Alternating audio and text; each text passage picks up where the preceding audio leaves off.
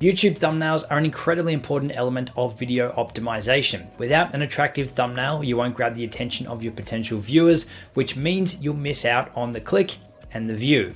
So fortunately though, there are free ways to easily create effective thumbnails. In this video, we're going to run through a full custom YouTube thumbnail tutorial so you can follow along step by step. Now we're going to step through exactly how we used to do it before we started outsourcing our thumbnails. So while it is a simple process to create your own, if you are interested in outsourcing, then I'm going to share with you exactly how we do that at the end of this video. Now probably the biggest misconception is that you need to be using apps like Photoshop to create your thumbnails. So if you've got Photoshop and you know how to use it, then by all means, definitely go for it, but you can definitely do it without Photoshop. Simple apps like even Keynote and PowerPoint are fantastic for creating thumbnail images. Mike used to create most of our thumbnails just using Keynote, but the process is nearly identical using a free online service like Canva that'll work across all platforms. So today we're going to use Canva because it's so simple to get great results fast and it's completely free. Okay, now if you're creating thumbnail images with yourself in them, meaning that you're going to be pulling a freeze frame out of the video you've created, it's a good idea to, at the end of your recording, just go across the end here, to actually pose for a few different thumbnail images. So what I'll do to start out with is I'll do the cheesy smile, point at some stuff, give a couple of different options so that when I'm coming through here to find the thumbnail image for our video, then I can just take a screenshot or export a freeze frame from here. Much easier to find than one that's back through here, partway through a sentence or something, trying to find something that looks half decent. So always at the end, try to pose for something, pull a few different faces, point at a few different things so that you've got some options.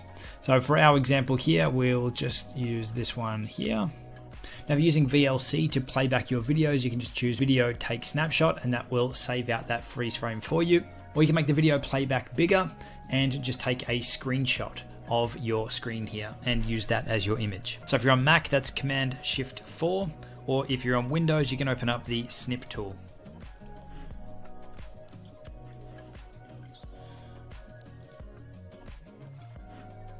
And we'll just save that to the desktop.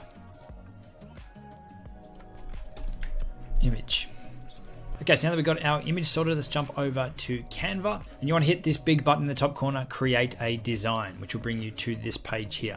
Now, if you come over here to use custom dimensions, just type in 1920 by 1080 and press design. Now, there's a heap of preset templates and layouts and all those sorts of things in here. But what we're going to do is bring in our image first. So we'll hit uploads, select upload your own images, find the image that we just saved out. And that's good to go now to be used in our thumbnail. So we just stretch that up, size that up so that it fits our canvas size. You can actually make it a bit bigger than the original size, and you've got a little bit of flexibility to move it around a bit. The next thing we want to do is add in some text, but generally to make your text pop out on a thumbnail like this, I'd like to add in a shape behind it. So we'll come down here, go to elements, then shapes. And we'll just pick one of these free shapes. I like going the square, but squashing it down so it is a rectangle. Bring that up about here somewhere. And on that box, we can change the color. So pressing up here. And let's add a new document color. We're going to paste in our primal video color. So this is where you can keep everything on brand and to all your brand colors. And we will add some text. So we'll click on text. Now in here, again, there's a heap of different presets that you can use to just drag these out if you like the way they look. I will delete that, and we're just going to come back up to the top and just go add a heading and drag that on. We'll type in how to, and we will make this our font, which is Oswald. One of these days I should really learn the alphabet. We'll go bold, and we will make it bigger.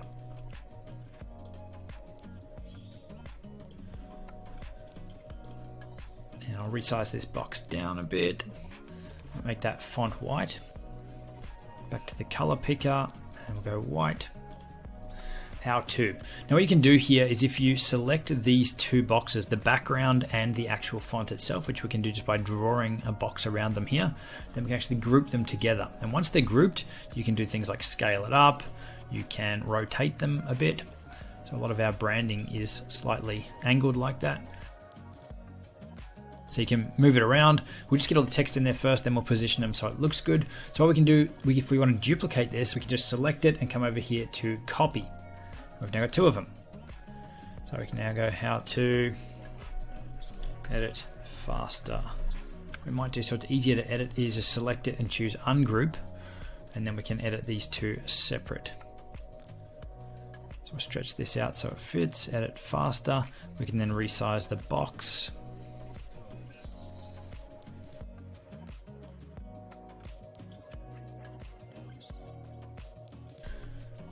Okay, so we've got how to edit faster. What we might do for this one to mix it up a little bit is, let's just click the background color. Let's change that to a dark gray. Maybe we'll make the font white as well. How to edit faster, we might go a bit darker gray. So you can either pick the preset colors here, or you can add a new color, and here's where you get to dial it in. Cool, how to edit faster. So what we might do here is just reposition our background image. We might scale it up a little bit more and move it over just a touch. Then we've got more room for the text up in this corner, and again we can change the angles on them. Maybe we'll scale this one down just a little bit. How to edit faster. Now you can also bring in other graphics and things as well.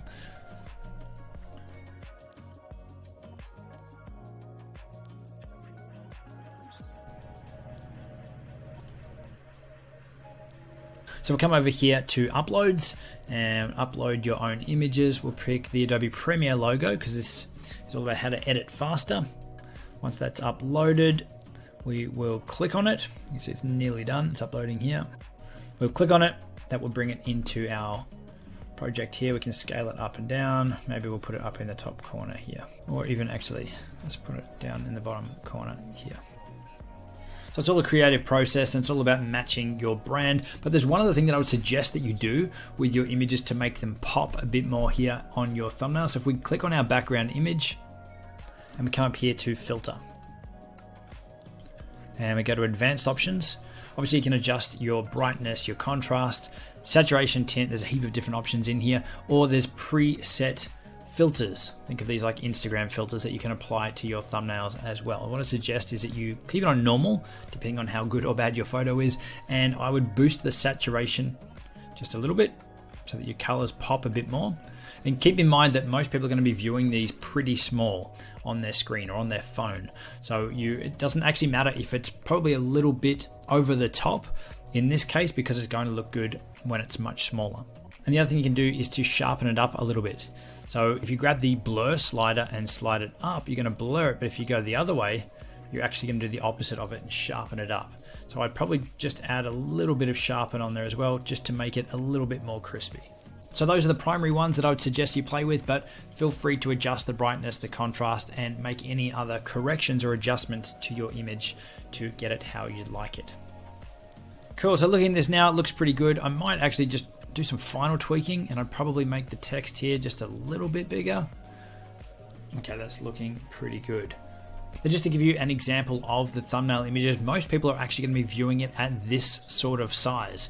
So you want to make sure that it looks good at the smaller size, and that you've also taken into consideration where the graphic elements and things are over it. So you probably don't want to have too much text in this top right hand corner, because you can see as they mouse over, you get the little watch later button, and exactly the same down the bottom right hand corner with the time or the length of the video. So if you've got critical text down there, then it could potentially be covered up when the user mouses over. So you can see with this one here, if we put the mouse over it, it's only covering the Premiere logo. It's not actually covering how to edit videos faster.